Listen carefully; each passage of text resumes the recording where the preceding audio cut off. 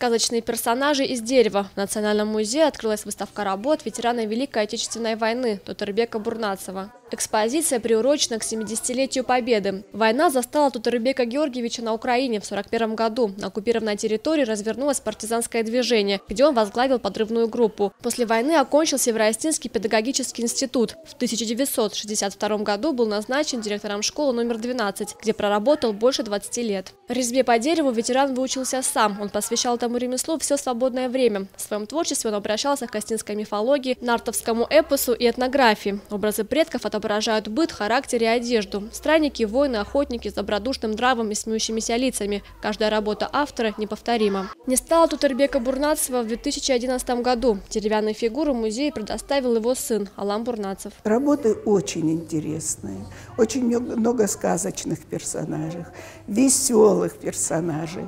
И мы назвали эту выставку «Сказочное дерево Тутарбека Бурнацева». Ну, вы сами посмотрите, если на эту выставку, посмотрите, насколько это был человек веселый, жизнерадостный, жизнелюб и человек, который очень любил людей.